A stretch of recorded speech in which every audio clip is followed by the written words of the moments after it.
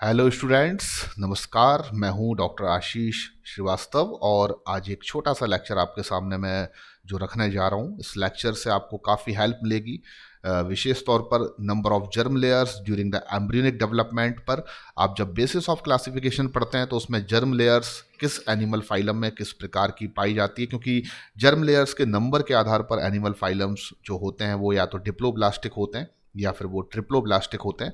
और ऐसे questions NEET examination में बहुत सारे आते हैं जिसमें पूछा जाता है कि इसमें से कौन सा ऐसा एनिमल है जो डिप्लोब्लास्टिक है और ऐसा कौन सा एनिमल है जो ट्रिप्लोब्लास्टिक है। कई बार तो डिप्लोब्लास्टिक और ट्रिप्लोब्लास्टिक एनिमल्स को सीलोम से जोड़कर भी क्वेश्चंस दिए जाते हैं, जो मैं अपने आगे के लेक्चर्स में आपसे डिस्कस करूंगा। फिलहाल इस लेक्चर में मैं केवल आपको ये बताना चाहता हूं कि कौन से एनिमल फाइलम 11 में से कौन से एनिमल फाइलम डिप्लोब्लास्टिक हैं और कौन से एनिमल फाइलम ट्रिप्लोब्लास्टिक हैं और उन्हें हम कैसे सिंपल ट्रिक से याद रख सकते हैं। तो सबसे पहले हम बात करते हैं कि जर्म लेयर क्या होती है। सबसे पहले आपको जानना पड़ेगा जर्म लेयर क्या होती है, क्योंकि नंबर ऑफ जर्म लेयर के बेसिस पर आप ऑर्गेनिज्म को डिप्लो या ट्रिप्लोब्लास्टिक कह रहे हैं। तो आप याद रखिए, germ layer arises during the embryo formation. These germ layers give rise to all the organs tissues of the fully formed individual. जब भी हमारा एम्ब्रियोनिक डेवलपमेंट स्टार्ट होता है, जब भी हमारा एम्ब्रियोनिक डेवलपमेंट स्टार्ट होता है तो उस समय पर जर्म लेयर का फॉर्मेशन होता है। हमारी बॉडी में कुछ स्पेसिफिक सेल्स होती हैं जो कि एक्टोडर्म, एंडोडर्म या मीजोडर्म में डिफ्रेंशिएटेड हो जाती हैं और इन्हीं से हमारी बॉडी के डिफरेंट ऑर्गन्स का, हमारी बॉडी के डिफरेंट टिश्यूज़ का फॉर्मेशन होता है। यानी कि आपकी बॉडी में लंग्स है, लिवर है, इंटेस्टाइन है, स्किन है, ब्रेन है, जितने भी आपके बॉडी के डिफरेंट ऑर्गन्स हैं, टिश्यूज़ हैं, उनका ओरिजिन किसी न किसी जर्म लेयर से हुआ है। तो हमारी बॉडी में, हम ह्यूमन फिजियोलॉजी में भी पढ़ते हैं कि जब हमारा बॉडी में इम्प्लांटेशन की प्रोसेस होती है, यानी कि जिस समय इम्प्लांट होता है ब्लास्टोसिस्ट, तो उस इम्प्लांटेशन के दौरान एक इनर सेल मास का फॉर्मेशन होता है और एक अपन पढ़ते हैं ट्रोफोफोर सेल्स, जो ट्रोफोब्लास्ट सेल्स होती है उनका फॉर्मेशन होता है। तो इनर सेल मास की जो सेल्स होती हैं बेसिकली वो जर्म लेयर्स बनाती हैं, जैसे कि एंडोडर्म, एक्टोडर्म एंड मीजोडर्म। तो कहीं ना कहीं यही वो ग्रुप ऑफ सेल्स हैं जर्म लेयर्स में प्रेजेंट, जो किसी न किसी ऑर्गन या हमारे टिश्यूज के फॉर्मेशन के लिए रिस्पॉन्सिबल हैं। तो अल्टीमेटली हम अपनी बॉडी में अगर बात करें या डिफरेंट एनिमल फाइलम्स को लेकर हम बात करें, तो कुछ एनिमल फाइलम्स ऐसे हैं जिनमें एम्ब्रियोनिक फॉर्मेशन के समय पर केवल 2 ही जर्म लेयर का फॉर्मेशन होता है और उन्हीं 2 जर्म लेयर से डिफरेंट बॉडी ऑर्गन्स और टिश्यूज ओरिजिनेट होते हैं। अब जबकि बात करें, कुछ ऐसे हायर कैटेगरी ऑर्गेनिज्म भी हैं, आपको एनिमल्स मिलेंगे, फाइलम्स मिलेंगे, जिनमें 3 डिफरेंट जर्म लेयर्स बनती हैं during the embryonic formation and उस दौरान आप देखेंगे 3 डिफरेंट जर्म लेयर्स से ही डिफरेंट बॉडी के ऑर्गन्स का फॉर्मेशन होता है। तो सबसे पहले हम ये जान लेते हैं कि डिप्लोब्लास्टिक ऑर्गेनिज्म में वो 2 जर्म लेयर्स कौन सी हैं। तो आप देखेंगे एंडोडर्म, जो बीच में आप देख रहे हैं ये hole like structure, this is the gut of the individual. ये हमारा गट होल है, ये हमारी डाइजेस्टिव कैविटी है, हम कह सकते हैं एलिमेंट्री कैनाल है। और इसके अराउंड, इसके चारों तरफ जो एक सेल की आप लेयर देख रहे हैं, ये इसको हमने क्या नाम दिया है, एंडोडर्म। एंडो मतलब अंदर की तरफ। तो गट या कह सकते हैं एलिमेंट्री कैनाल के अराउंडेड जो हमारी जर्म लेयर का फॉर्मेशन हो रहा है वो एंडोडर्म है। और जो बॉडी के आउटर लेयर पर, बिल्कुल बॉडी वॉल में बाहर की ओर जिस जर्म लेयर का फॉर्मेशन हो रहा है उसको हम बोलते हैं एक्टोडर्म। एक्टो मीन्स यहां पर याद रखें आप बाहर की ओर। तो एंडोडर्म और एक्टोडर्म केवल 2 ही जर्म लेयर्स हैं जो डिप्लोब्लास्टिक एनिमल्स में बनती हैं। आपको कंफ्यूजन होगा, बीच में एक ये पिंक कलर की जो आप देख रहे हैं लेयर ऑफ सेल है, इसको हम जर्म लेयर कंसीडर नहीं करते, इसको नाम दिया गया है मीजोगिलिया। तो एक्टोडर्म और एंडोडर्म के बीच में डिप्लोब्लास्टिक ऑर्गेनिज्म एक अनडिफरेंशिएटेड, क्या बोला मैंने, अनडिफरेंशिएटेड लेयर ऑफ सेल रखते हैं। Undifferentiated layer of cell. तो ये अनडिफरेंशिएटेड लेयर ऑफ सेल को हम क्या बोल रहे हैं, मीजोगिलिया। और इससे किसी भी ऑर्गन का या टिश्यूज का ओरिजिन नहीं होता, कोई भी ऑर्गन या टिश्यू इससे ओरिजिनेटेड नहीं होते। ये डिविजनल सेल्स हैं, इनको हम स्टेम सेल्स भी कह सकते हैं, कोई प्रॉब्लम नहीं है। तो मीजोगिलिया एक अनडिफरेंशिएटेड सेल की जेली लाइक लेयर है, जेल लाइक लेयर है, और इसको हम जर्म लेयर कंसीडर नहीं करते। जर्म लेयर्स केवल डिप्लोब्लास्टिक एनिमल्स में 2 ही होती हैं, एक्टोडर्म एंड एंडोडर्म। अब हम बात करते हैं ट्रिप्लोब्लास्टिक एनिमल में।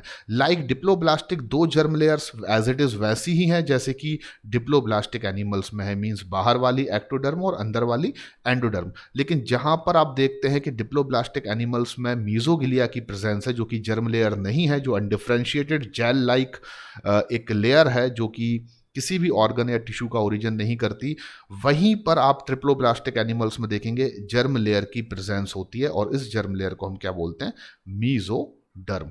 तो अल्टीमेटली यहां पर यह समझना होगा हमें कि ट्रिप्लोब्लास्टिक एनिमल्स के पास तीन जर्म लेयर्स होती हैं। कितनी जर्म लेयर्स होती हैं? तीन। एक्टोडर्म बाहर की ओर, एंडोडर्म डाइजेस्टिव ट्यूब या गट के अराउंड, एंड उन दोनों के बीच में क्या होती है? मीजोडर्म। तो ultimately three different germ layers को रखने वाले जो ये एनिमल्स हैं, उनमें इन तीनों जर्म लेयर में से किसी न किसी एक जर्म लेयर से किसी न किसी एक ऑर्गन का ओरिजिन हो रहा है। कई ऑर्गन्स ऐसे भी हैं जो तीनों ही जर्म लेयर से ओरिजिनेटेड होते हैं, जैसे कि ह्यूमन स्किन की हम बात करें तो स्किन का जो कह सकते हैं ओरिजिन है वो एक्टोडर्म से भी है, एंडोडर्म से भी है और मीजोडर्म से भी है। तो मेरे ख्याल से यहाँ तक की कहानी तो आपको समझ में आई होगी। अब हमें जो इंपॉर्टेंट चीज़ याद रखना है वो ये कि ट्रिप्लोब्लास्टिक जो एनिमल्स होते हैं वो कौन से हैं और डिप्लोब्लास्टिक एनिमल जो होते हैं वो कौन से हैं। तो देखिए यहाँ पर मैंने एक बहुत ही इंटरेस्टिंग आपको ट्रिक दे रखी है, आप ध्यान से अब ये चीज़ समझने की कोशिश करें। ट्रिप्लोब्लास्टिक का हम एक फनी मीनिंग अगर निकालें तो मैं कहूँगा तीन इनिशियल फाइलम को ब्लास्ट कर दो। ट्रिप्लोब्लास्ट में ट्रिपल मतलब थ्री इनिशियल फाइलम, और उनको आप क्या कर दो? ब्लास्ट कर दो। चलो मैं ब्लास्ट कर देता हूँ।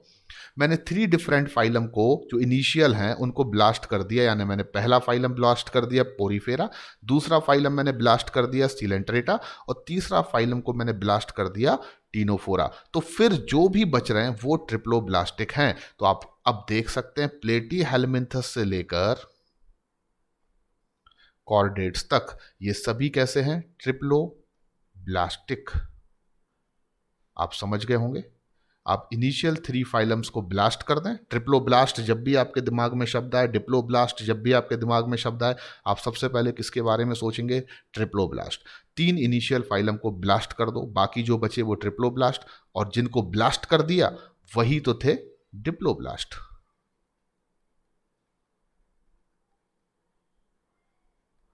तो डिप्लोब्लास्टिक फाइलम कौन से हैं? जिनमें दो जर्म लेयर्स बनती हैं, Porifera, Coelenterata and Ctenophora. And triploblast कौन से हैं? प्लेटी हेलमिंथस से लेकर कॉर्डेट्स तक। वैसे अगर हम बात करें तो पोरीफेरा जो है उनमें सेल्युलर लेवल ऑर्गेनाइजेशन होता है, उनमें ना तो कोई टिश्यूज फॉर्म होते हैं और ना ही कोई ऑर्गन का फॉर्मेशन होता है, लेकिन फिर भी इनकी बॉडी वॉल में हम दो जर्म लेयर्स को कंसीडर कर सकते हैं, और इस वजह से इनको भी हमने डिप्लोब्लास्ट में रख दिया है। अदरवाइज अगर हम प्योरली बात करें तो सिलेंट्रेट और टीनोफोरा ही डिप्लोब्लास्टिक होते हैं, पर पोरीफेरा को भी हम डिप्लोब्लास्टिक कंसीडर कर लेते हैं।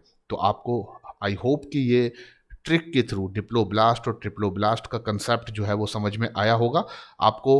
अब यहाँ पर अगर मैं बोलूँ कि आप लिखिए कि डिप्लोब्लास्टिक फाइलम कौन से हैं और ट्रिप्लोब्लास्टिक फाइलम कौन से हैं, तो आप क्या करेंगे? ट्रिप्लोब्लास्ट क्या होते हैं?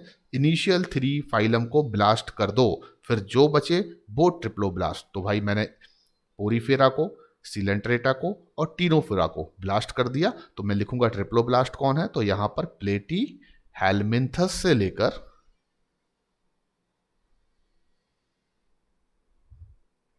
कॉर्डेट्स, ये सभी क्या हैं? ट्रिप्लोब्लास्ट। और बाकी जिनको आपने ब्लास्ट कर दिया वो क्या थे? तो वो थे डिप्लोब्लास्ट, यानी कि Porifera, Coelenterata and Ctenophora. Okay, तो आई होप कि आप मेरी इस ट्रिक से ये चीज़ हमेशा याद रखेंगे, और आने वाले एग्जामिनेशंस में जब आपके सामने ऐसे क्वेश्चंस होंगे जिनमें ट्रिप्लोब्लास्ट और डिप्लोब्लास्ट को आपको सेग्रीगेट करना होगा, तो आप बहुत आसानी से कर पाएंगे। Thank you very much once again.